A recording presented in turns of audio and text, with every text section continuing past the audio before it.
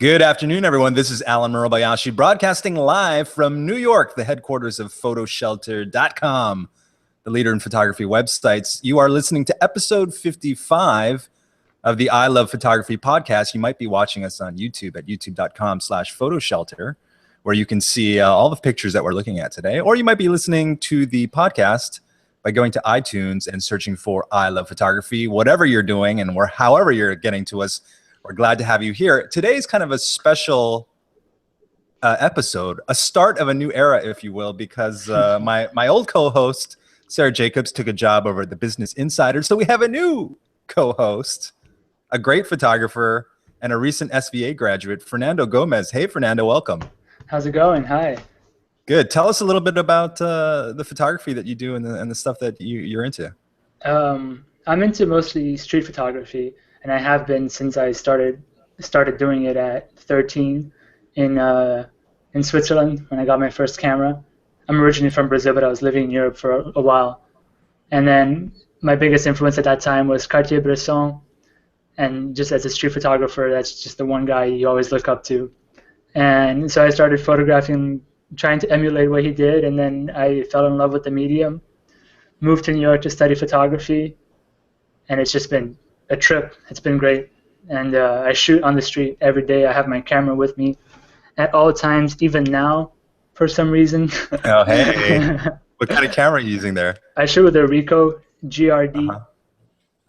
Yes. I shoot everything with it. My whole life is on there. You know, we don't really talk about gear that much because, you know, we're just not the type of show, but yeah. I went to the Leica store in Soho last week to look at that new Leica Q camera. I don't know if you've seen that full frame, fixed 28 millimeter. That's one nice piece of machinery there. I'll tell you that much. Did you test it out? I lifted it up and I pressed the button and I looked at the electronic viewfinder and it's all good for $4,200. Well, there you go. That's all you need to know. Exactly. Well, let's talk about some photography. Let's do it. It's been a while since we've done the show because I was in mourning over Sarah leaving, but now we have a new era. And let's start with this. This has been in the news for some time, and it's all about concert photography and how Taylor Swift, she was in the news recently because she battled Apple over iTunes streaming, the new service that they came out, and how Apple wasn't going to pay artists for the first 3 months. And then she was called out by a UK photographer, Jason Selden, who said, okay, well, that's all good and well, and I support the rights of artists as well, but you should support the rights of photographers by not having these total rights grab contracts. And they had a little bit of back and forth. And then the other day on the PDN blog, there was a Norwegian photographer named Jarl Moe who said, well, in Norway, we just don't sign the contracts. We are unionized and we just don't sign the contracts. So it's a non-issue. So why don't you UK and US photographers and everyone else in the world just get your act together and refuse to sign it? Now, you talked to Todd Young, who's works in our office and is a big concert photographer, about this topic. What did he have to say about it? He was very on the fence about it as well. I think it's a weird gray area where you can understand the artist, the musician, wanting to protect their own image because, after all, they are artists and they are performing, and it's often a paid event. But at the same time, you have the artist behind the camera who wants to get his image out there, who wants to build his brand. So it's a weird little spot where we're in, where we don't know whether we want to be able to shoot these without any repercussions, or if we want to sign these contracts, which are incredibly restrictive, and just take all your photos for what they're worth. And it's just a weird area where he doesn't even know where he stands on it fully.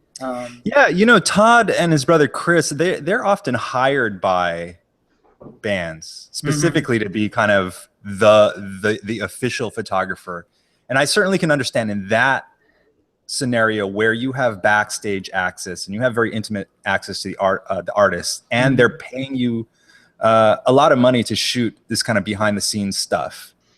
You're hired to photograph their image, and they want to control their image. The PDN article with the Norwegian guy kind of said we see ourselves as journalists. And that's a situation that I think is a little weird. When you're hired by a newspaper as a stringer to cover something and you're doing it quote, journalistically to document the fact that Taylor Swift was in your country, that's weird to do a rights grab. Yeah, and that's why a lot of the papers were protesting, because they need to be able to run that photo of Taylor Swift the next time she's in the news. So, and I mean, that's I think with that, what you were saying about if the artist hires their own photographer and gives them all access and lets them do whatever they want, then it's a situation where it does make sense for them to have the rights to the photos and to be able to curate what goes out and what doesn't go out, because they don't want to have one of those Beyonce photography disasters from a couple of years ago. But then but if you're on the wire, it's a different situation, because you are a publication who is documenting an event that's happening. The one thing I'm sure will never happen is photographers are never going to unite in the U.S. on a single issue. Never. That's just never going to happen. Not even in the comment sections, they don't unite. So I don't think. Yeah, exactly. So, well, it's all well and good. Thanks to Jarl Mo for his feedback from Norway, but just not going to fly in the United States of America. Over on Bag News, there's an interesting article written by the editor-in-chief, Meg Handler, about one of our perennial topics that we love to talk about, humans of New York and Brandon Stanton. Now, I've been very critical of Brandon in the past, not because of, well, for a couple reasons. First of all, I don't think his photography is all that. And to be honest, like, I think most professional photographers agree with that. Not that I'm a professional photographer, but I'm an observer of professional photography. And his portraits are, it's like I slapped a 50 millimeter lens on that has a shallow depth of field, and I took a photo, and it's just not that artfully composed, etc. And then the other thing that he had on this particular post, it's a photo of a little boy crying on the steps of what looks to be like a pretty nice brownstone. Yeah. And the quote is, and it's just one sentence: "I'm homosexual and I'm afraid about what my future will be and that people won't like me." And he looks to be less than 10 years old. And Meg Handler over on Bag News wrote, "What the heck? What's the context for this quote? I know he doesn't consider himself to be a journalist, but there is some journalistic integrity that has to be put here because it's a child. Where were the parents? What was the context of the quote? Did he blurt it out, or did you kind of massage it out of him to get him to say something? Was he crying when you went by, or what did the discussion create the crying, et cetera, et cetera?"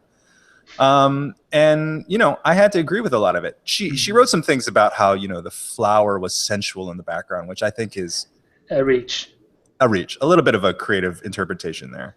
Yeah. But I do think that as I pointed out, Stanton's got 13 million followers on Facebook, which exceeds the population of New York City. There's a little bit of responsibility here that he's got to take. And my big thing is, I don't care if the kid's gay or not, but how does a kid know their sexual identity before they even hit puberty?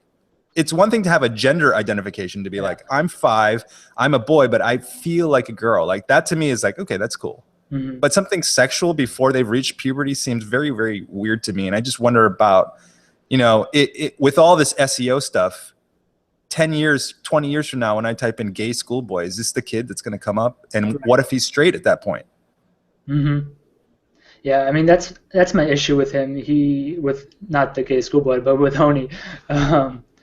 He goes out for that quote, that little sentence that will draw the people to the photo and draw them to hit like and draw them to buy his book, without giving us any context of how the photo was taken, the conversation that he had beforehand.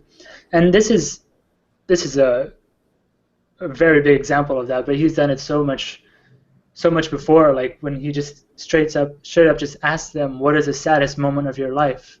Right. And journalistically, photographically, I just don't think that's the way to handle these kinds of interactions, and then snap a photo while they say that they're not moving in any direction, or that their father died when they were 2, or things like that it lacks a bit of responsibility on his part to then put that out to, like you said, 13 million followers. He is a bit of sort of the accidental photographer in a way, right? He started this in 2010. He had moved to the city. He didn't have a job, and he said, I'm going to try to document every New Yorker, hence Humans in New York. And I don't think he could have anticipated the sort of success. And I have to say, I mean, every once in a while, you'll come across one that moves you personally for whatever reason. And so I get that. I'll call it a formula, but I don't think he's I don't think he's a bad guy. I just think that as his influences increase, he's got to have a little bit more responsibility about what he's doing. And as I said in my editorial, maybe it's time after 5 years to sort of change their approach, the way that he's going about it. Yeah.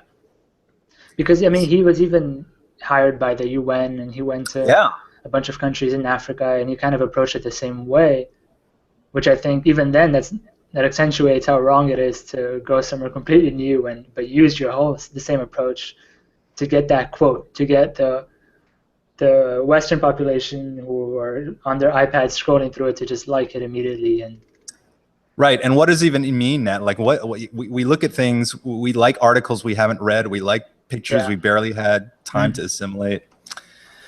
You know, besides HONY, the other perennial topic that we love to talk about is Instagram. And this week is no different. Here is an article about how the Loews hotel chain used in their advertising actual customer Instagram photos. So because there's geo tagging and whatnot, they went into these different locations, they found photos that they liked, they contacted the photographers, and they actually used it in the chain's new Travel for Real ad campaign. So here we go, a guy on a banjo, and then the logos and the hashtags. They do give him a little Instagram name shout out there. Yeah. What are your thoughts on these? I think it's great, but I think it's not. I think in that article she mentioned, or the writer mentions it being groundbreaking or innovative, but it's not that by any means. I mean, Apple has been doing that with their iPhone, shot on an iPhone 6 ads that you see all over the city. Yep. And I mean, they're doing it right. You know, people are more attracted because what they consume all day are Instagram images. I think there's over like 300 million people using Instagram now. So it makes sense to target ads using that platform.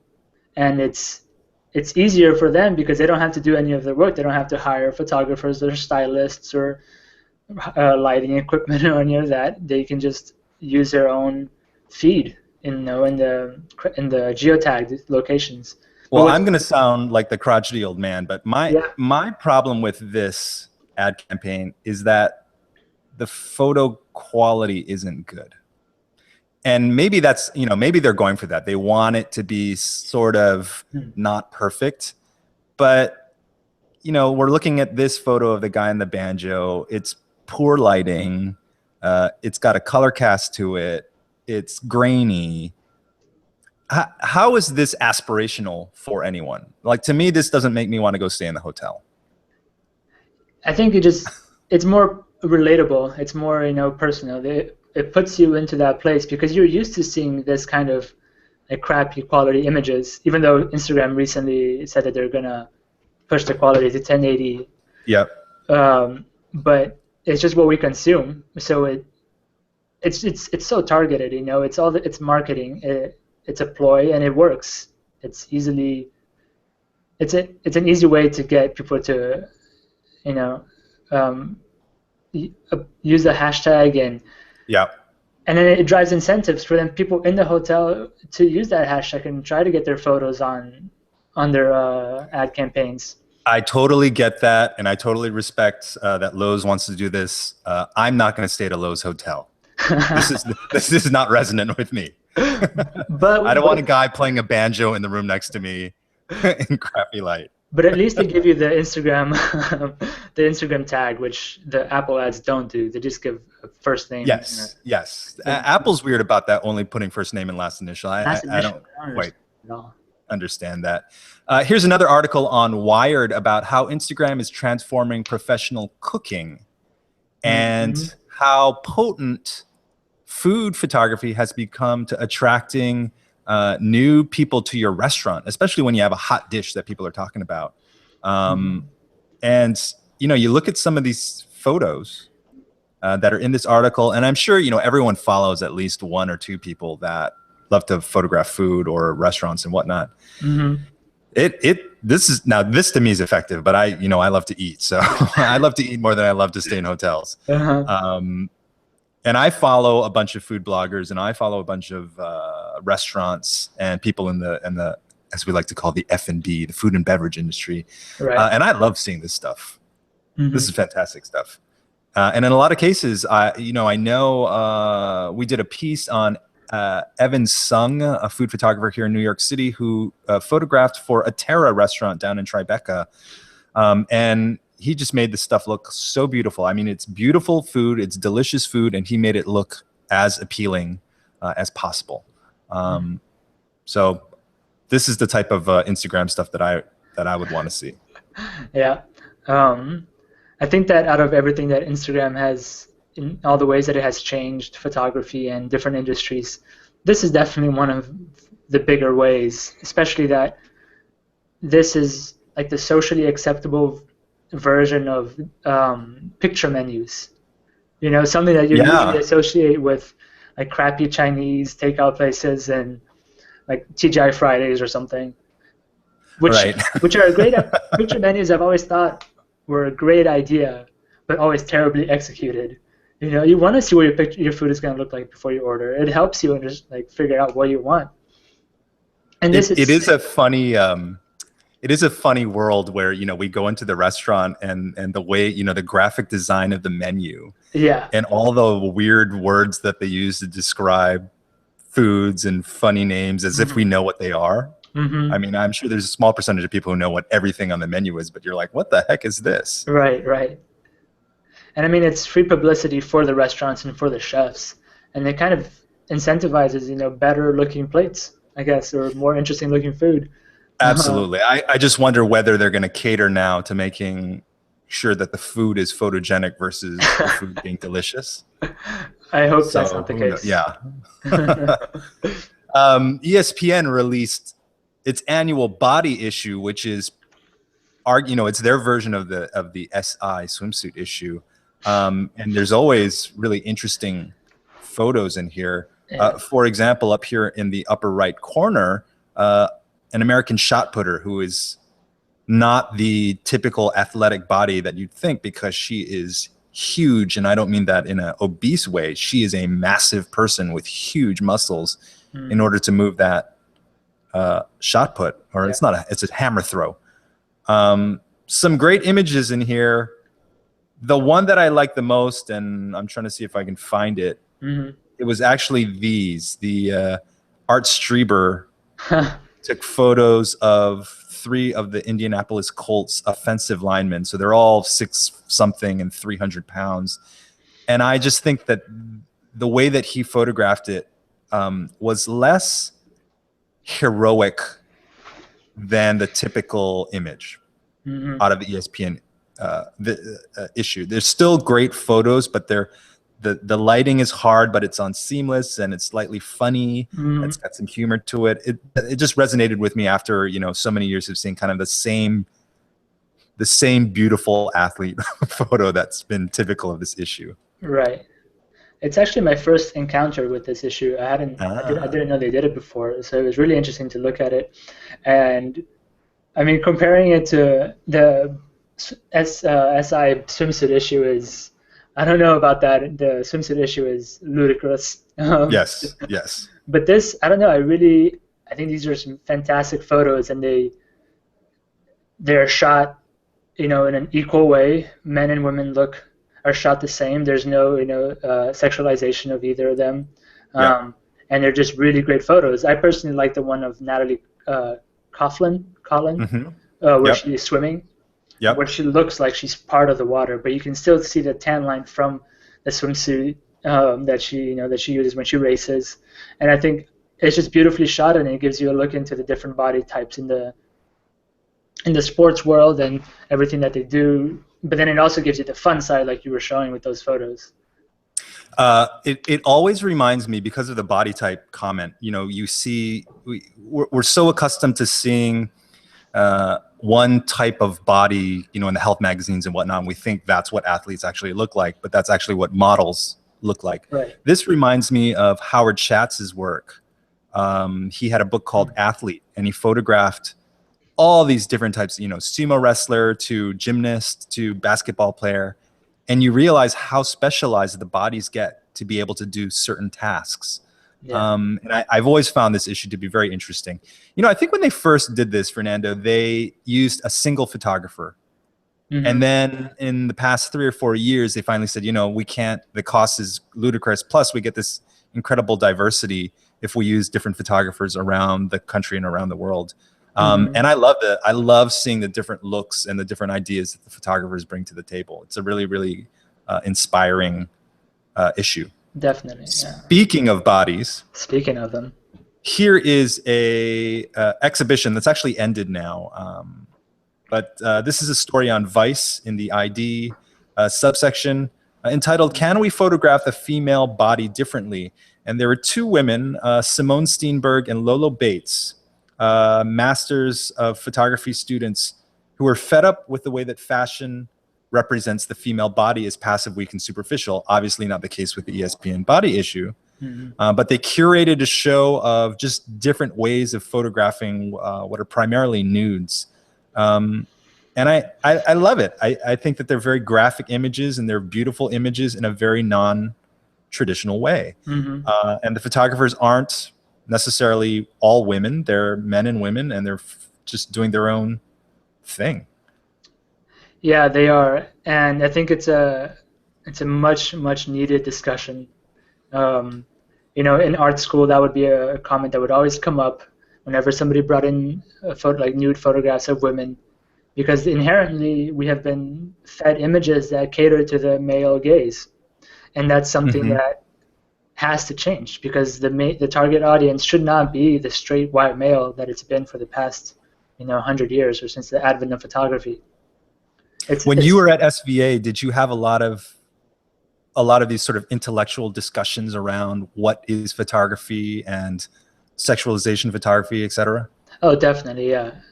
We'd have weekly critique sessions where everybody brought in their work to class, and you put it up on the wall, and you just went around talking about each one. And then whenever somebody brought in any photo, you would have to look deeper into it, and especially when they brought in photographs of women, and nude women mm-hmm. specifically. And if it was a male photographing it, then the discussion would arise even more so. Right. And I think that it was always really interesting, and it definitely opened a lot of minds, and it showed you what you could do differently. And this is a great exhibition, or it was a great exhibition. Yeah, I would have loved to see this in person, just to see the diversity of images that are coming mm-hmm. Along there. A great little piece on the photo blog over at Slate, which is called Behold.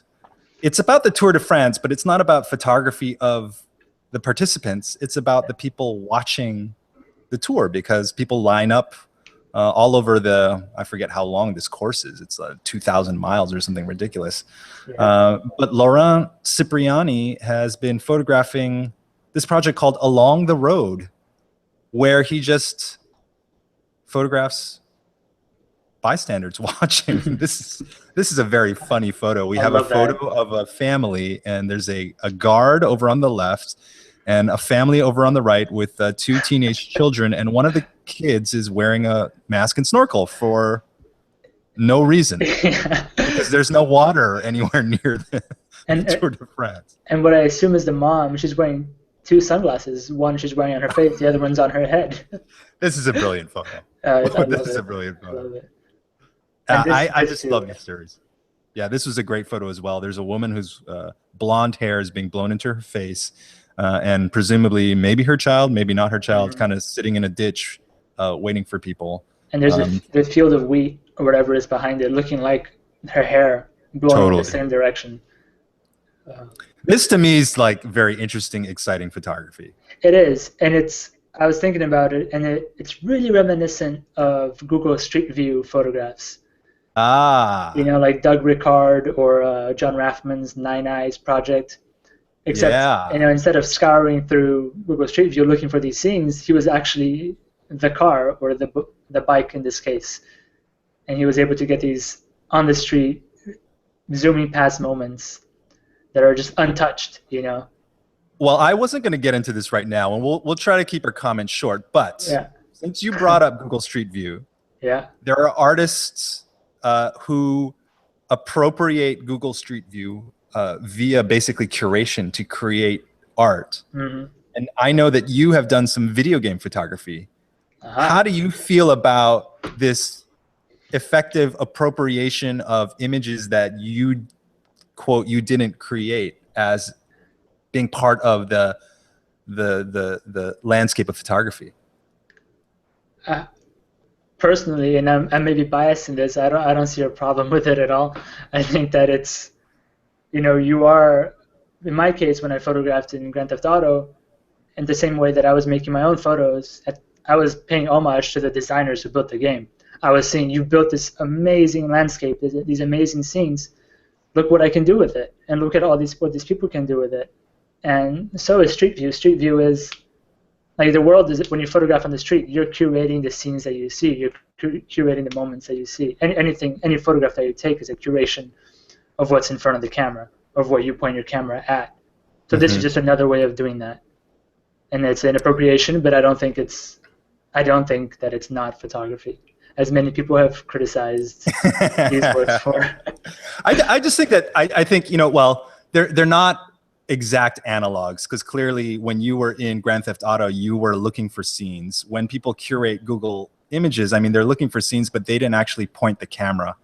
Whereas with Laurent's images from Tour de France, you see, in my opinion, how much better the images can be when you're sitting there waiting for stuff and you deliberately pick up the camera and you deliberately create a frame, and you know, there's no way that the types of images that we see here, I mean, I wouldn't say no way, but it's highly unlikely that Google Street View would have come up with these moments the way that Laurent was able to do. My opinion. Yeah, but we'll keep it short, but there's definitely a great mood to the Google Street View ones too, because they are grainy and because they are out of focus and all the faces are blurred out. There's definitely something there too, and it's different, but it's. And that's true. That's true. It has its own charm, I guess. Totally. Okay, I get it. I get it. I get it. I'm a little old school, but I get it. Yeah. Mr. Porter is the men's spin-off of Net-a-Porter, which is a high-end fashion online e-tailer. And Mr. Porter, like many of the retailers, creates an online magazine because there's got to be a reason for people to come to the site even when they're not shopping.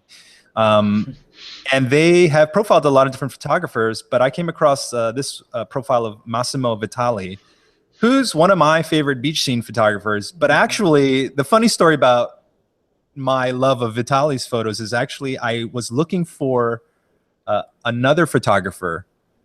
It was 15 years ago, and I went into a gallery and I saw these images from Italy in the seaside, and I was like, these are amazing. And then I forgot who the photographer was. So I would Google periodically, like, Italy beach photographer, and Vitali always came up, and I was like, oh, these are nice. And then a few years ago, I realized who the photographer was, and it was Greg Miller, who lives in Connecticut, who we just interviewed for our film guide, who did a great series of Italian beaches. But at any rate, this particular series of photos and profile is about Vitali. And if you're not familiar with his work, first of all, the images from this story of just his workspace are amazing. Yeah. So cool. It's a house. Yeah, it's a deconsecrated church. So he's living in an old church, and he's built out cool bookshelves and steel platforms and staircases and whatnot. But Vitali has these really cool seascape beachside images. So here's one. He likes to go to like parks, and there's always a ton of people. It's hard to believe that beaches get this crowded, because they don't get this crowded in Hawaii, or maybe I'm just making that up. But it's cool. There's just really a quality to it. And he likes this really desaturated kind of look. It reminds you of like the sunniest day in the world, and you know, a lot of this stuff is film, and it just looks wonderful. Yeah, it makes for like an ethereal experience, because he overexposes it a little bit, but just enough to give it that extra, like, this this is real, but it looks insane. You know, there's so many people, it can't quite.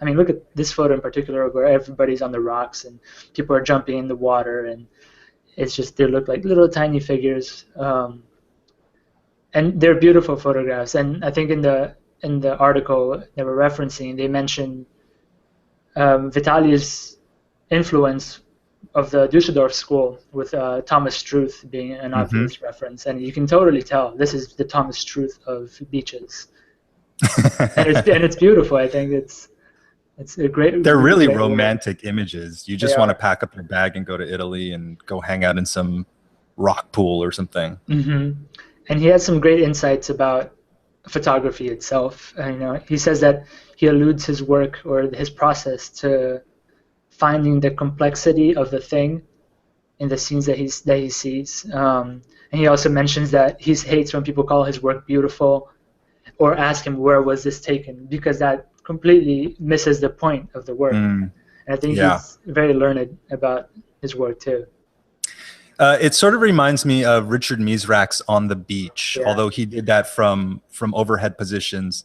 You know, the other thing that strikes me about Vitali's work is oftentimes, you know, when you see the newspaper photographer who goes up in the helicopter for the 4th of July and they pass over the beach and they do the shot, there's a real tendency to pump the saturation because you want those pops of the red swimsuit and the beach ball and whatnot.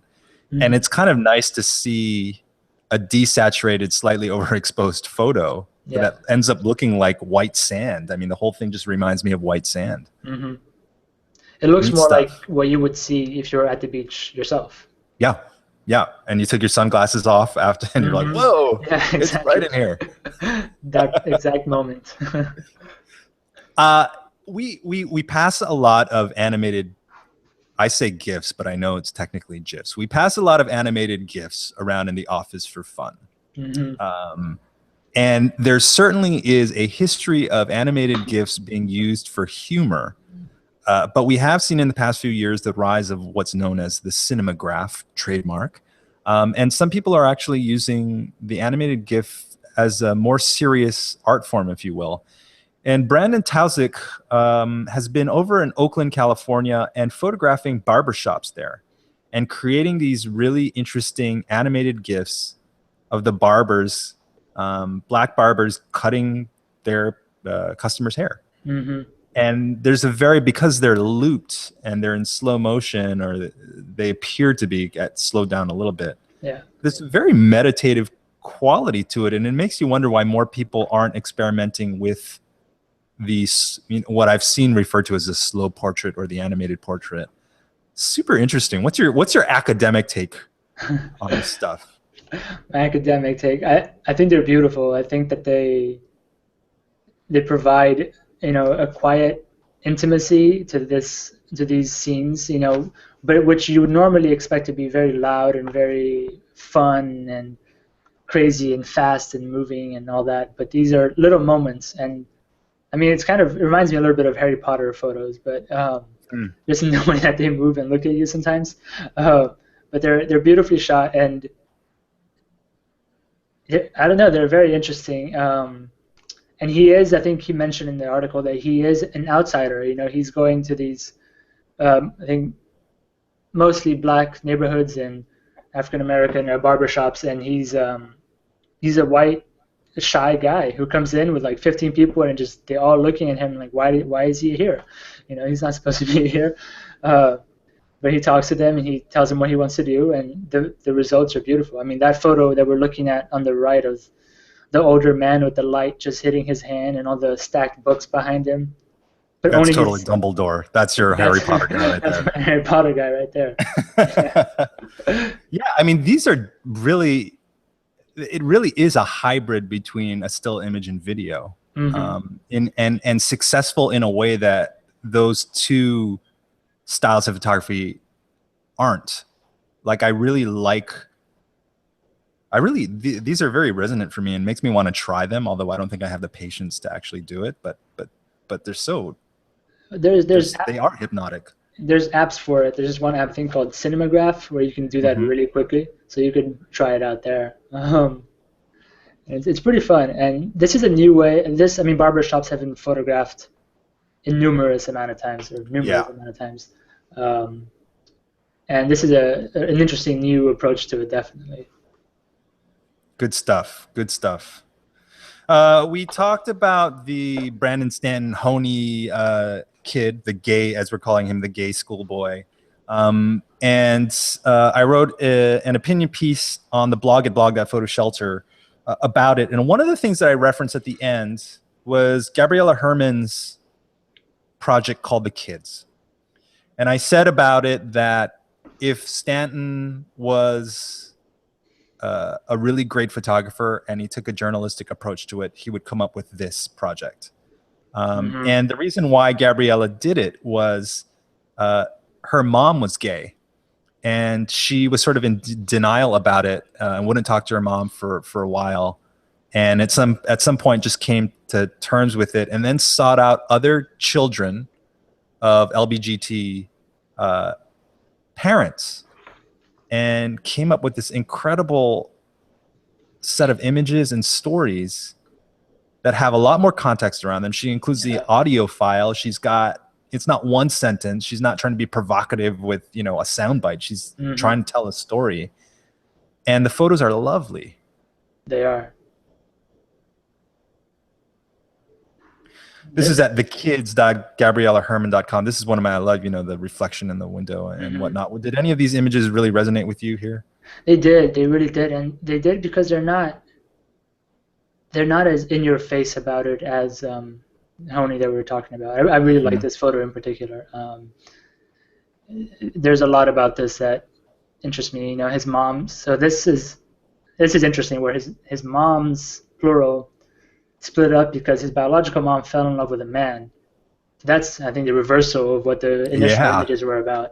And it's interesting that the photographer put him in a corner, with both sides leading different places. And you can read a lot into this, and it's a great project, and it's a responsible project, and it's an educated and intellectual, and it's a sensitive topic, but she approaches it in a really a really great manner.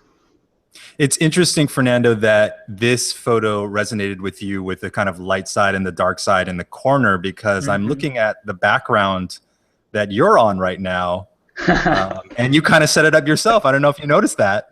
I did not. I was like, that's kind of a cool configuration you got going on there. You definitely, if you're listening to the audio podcast, you definitely have to go look at the video of YouTube. So it's all part of the plan. All part of the plan. By the way, all of the photos that we're looking at today, you can find links to them on our blog at blog.photoshelter.com. We definitely encourage you to check out the work here. But Gabriela, we've mentioned her before for her Rodeo Queens essay, and this is just really fantastic stuff. So congratulations to her. She was also featured on the Lens blog. I love seeing young photographers do their thing. And Petra Collins is someone who we've talked about before. She's a good friend of Tabby Gevinson, who was, the teen blogger, rookie.com. And she has a new book out called Babe. And in looking at these photos and being familiar with her work over the past couple of years and reading this essay, what I'm starting to realize, and this is going to be a really arrogant statement, she's less a photographer and more of a social commentator through photography, if you can understand my distinction, because her photos aren't that good.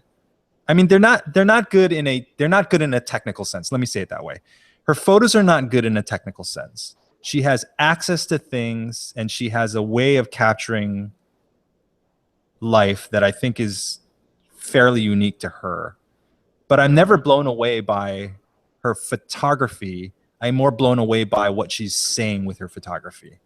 If that is am I talking about one and the same thing? Am I crazy? I think that you are, because I don't think that those are mutually exclusive things. I think that photography is a tool for the conversation, and technical aspects aside, I think that's already subjective. What is or what isn't a good photo is completely, I think it begins to be completely irrelevant. And what the photo says and how it reacts and how it causes a reaction, those things are start to become more important, especially when there are these kinds of photos. My biggest fear in life is aging, Fernando. I don't know if you know this, and I did not. I'm scared that I'm sounding like, you know, an old crotchety guy who's like, "Wow, the camera she's using isn't very sharp, and what is she trying to say?" And then, you know, the young kid out of school is like, "Well, actually, you're talking about the same thing." I'm like, "Ugh." But I'm So also at thanks- risk of sounding. Yeah, like the millennial. Yeah, like the millennial. Well, listen, you know, she is definitely saying, here's a girl, and I had to look at it again, but there's a girl here on the left who is that a tampon she's throwing into the trash can? Or a dead rat, but I think it's a tampon. Yeah, so I mean, and she's got kind of like cut out photos and a lot of stuff. She's still a big film user, which I've known for several years, and so there's this great film quality to them, almost to the point, like, you know, it's not like she's going into a very good lab and developing the stuff. She's clearly taking it to like CVS, where the developer is old and whatnot, and you get this already a very nostalgic look to some of the photos because of the just even the processing, which is interesting. Well, that's a new book, Babe. So if you want to check it out, you know, she's done essays for New York Magazine, and she had a big Instagram controversy a year or two ago when Instagram censored a photo because her pubic hair was coming out of her either swimsuit or underwear. And she wrote a huge essay about how crazy and sexist it was, because what did it even matter? Right. So I'm all good. I'm good with Petra Collins. I'm good. Okay. Good to know. We always like to end on a fun note, and this photo, you know, you said that you love Cartier-Bresson, and of course Bresson was all about the decisive moment, and I've rarely seen such an honest decisive moment wedding photo, because so much of wedding photography is staged and posed to, you know, to be curated to look like the most wonderful day. Yeah. But here's a situation where the photographer Chase Richardson fell. He slipped at a wedding, and on his way down, he hit the shutter button, and everybody in the wedding party has looks of, oh my God, except for that one in the back. I love that's my favorite part of it. She's still smiling. Either didn't see it or was like, I'm going to keep the smile on. I put it on. I can't take it back. Yeah. And I was thinking, you know, if this was the only photo I got out of my wedding, I'd be really happy. This is a great, funny photo. It's wonderful, yeah. Chase Richardson, I have to admit, I didn't actually go look at his other photography. It looks very clear, and he knows how to tone black and white, so I assume he's a good photographer. But this is a brilliant decisive moment photo, if I've ever seen one.